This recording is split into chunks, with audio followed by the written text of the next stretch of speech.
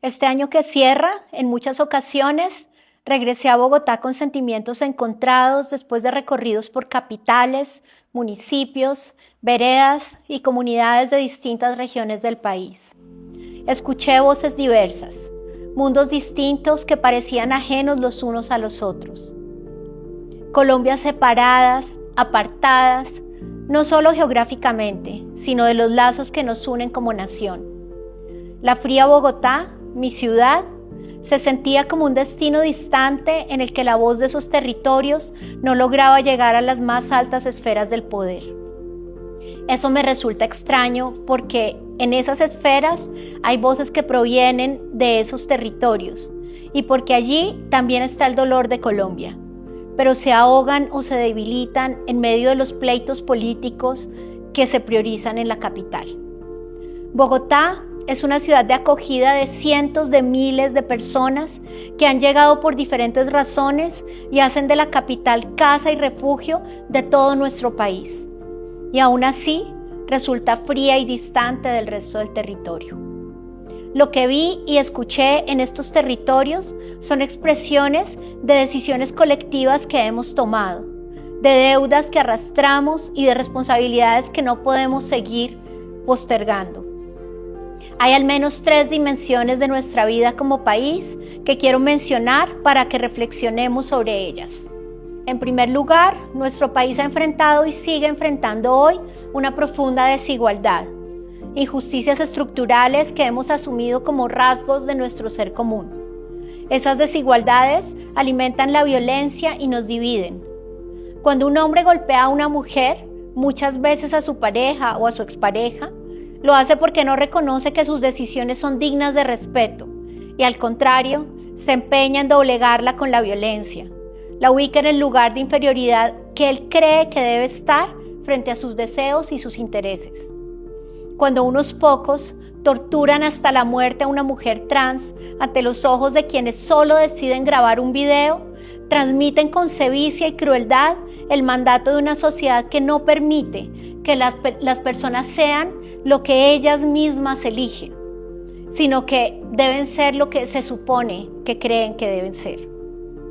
Cuando estando en un país con alimentos para todos y para todas, algunas personas pasan hambre, se evidencia que no todas las personas tienen las mismas oportunidades de acceder a los recursos, ni siquiera los más básicos.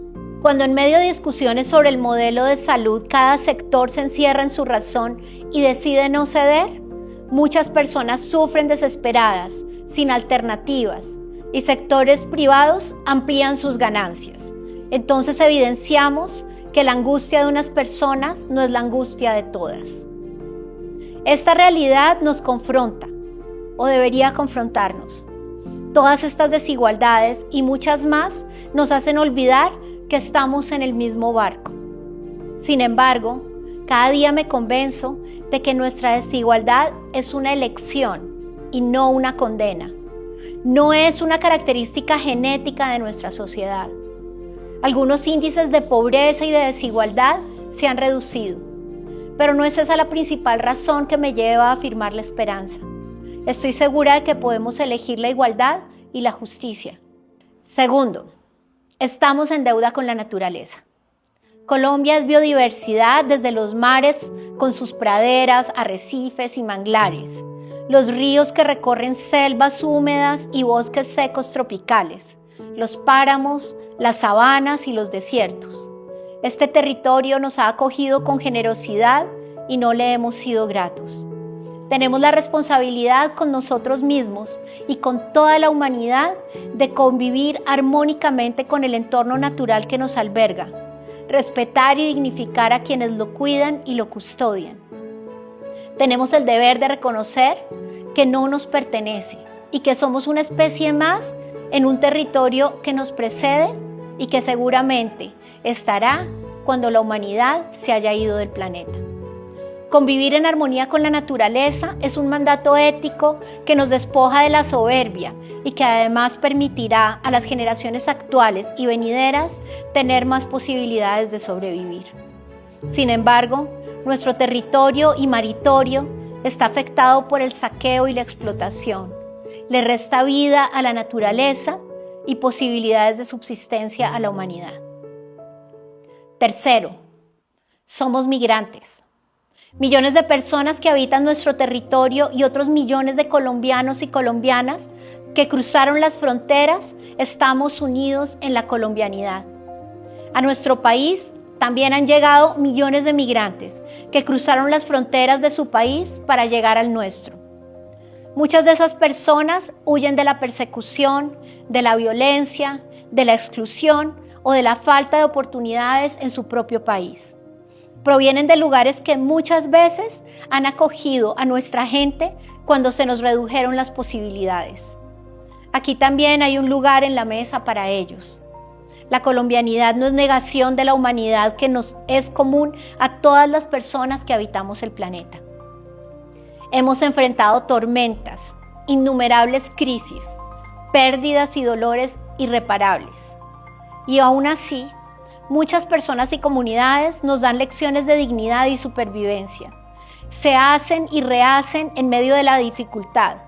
Ponen límites, reivindican sus derechos, se oponen a realidades de opresión y miedo. Se niegan a la extinción de sus proyectos y de su dignidad. Pero no hemos convertido el dolor individual o el de algunas colectividades en un dolor común. Tenemos la posibilidad de decidir compartir el riesgo de seguir navegando juntos. Podríamos empezar por reconocer los sentimientos que nos dividen, que nos han hecho pensar que no podemos tomar el riesgo de continuar este viaje conjuntamente. Sentimientos como el miedo, la rabia, el odio, la necesidad de defender nuestros propios intereses, especialmente de aquellos que riñen con la posibilidad de ponernos en los zapatos del otro. Colombia está compuesta de una congregación de proyectos personales o gremiales. El proyecto de salir cada día a resolver nuestra vida, la supervivencia. Cuando tenemos dificultades, ¿quién nos da la mano? Nuestros próximos, que son pocos, y que no se agrupan en forma de Estado o de nación. Le tememos a los que deberían ser nuestros pares, nuestros cómplices, nuestras redes emocionales y políticas. Desconfiamos del Estado, dudamos de los políticos, nos defraudamos de nuestra comunidad. Sobrevivimos desconfiando y teniendo miedo. ¿Quién puede creer en darle una oportunidad al otro de esta manera, si es peligroso escuchar? Entonces, ante el dolor y la frustración, podemos elegir el egoísmo, el odio, la violencia, la descalificación, la tristeza, la desolación. Pero también podemos elegir la fe, el amor, la grandeza, la escucha, la empatía. ¿Qué sentimientos queremos elegir?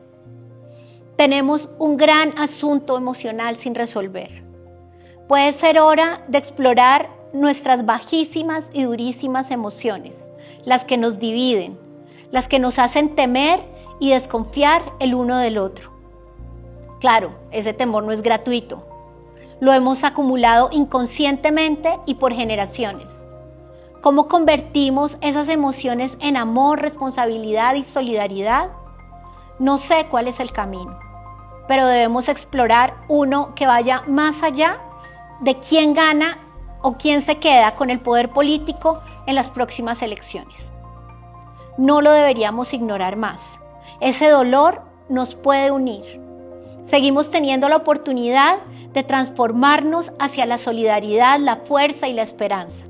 A pesar de los muchos infortunios que hemos enfrentado en nuestro viaje, podemos elegir continuar juntos y asumir unidos, unidas, los riesgos del camino. Este paso no lo daremos solo con una reflexión, aprovechando el ánimo, muchas veces pasajero, que nos dan las festividades de fin de año y la esperanza del inicio de uno nuevo. Esta transformación requiere reconocer todo lo que hemos construido, hacernos conscientes día a día de las inercias del resentimiento y la soledad. Exige paciencia histórica. Desarraigar nuestras creencias toma tiempo y mucho esfuerzo. Por eso requerimos de determinación y de trabajo día a día. Este no es solo un deseo de fin de año, es un propósito para construir una nueva era para nuestro país. Invito a quienes aspiran al Congreso y a la Presidencia de la República a que recuerden que si bien todos representan una forma legítima de ver al país, nos va a costar salir adelante si no se asumen como líderes de una comunidad política que merece que todas las personas y comunidades sientan que pertenecen y tienen un lugar en este barco, incluso sus adversarios.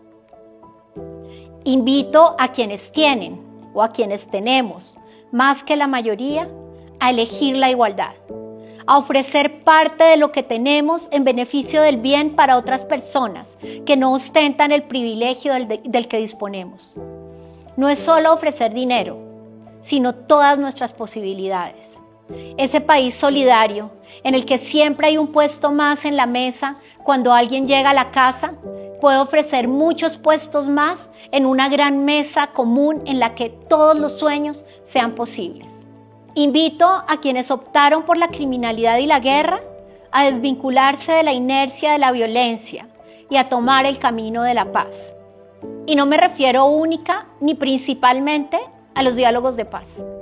Me refiero a que elijan un destino distinto a la muerte para aquellas personas a las que agreden, pero también para sí mismos. Les invito a preguntarse si las riquezas que han acumulado valen tanto sufrimiento, miedo e infelicidad. Invito a respetar la naturaleza que nos ha acogido y nos ha dado refugio, a respetarla y a escucharla, a agradecerle y a cuidarla, honrando a quienes han dedicado su vida a custodiarla. Invito a respetar y a que escuchemos los reclamos de quienes protestan, aun si lo hacen con rabia o de manera desproporcionada. No para aceptar o justificar la violencia, que siempre es negativa y debe tener consecuencias.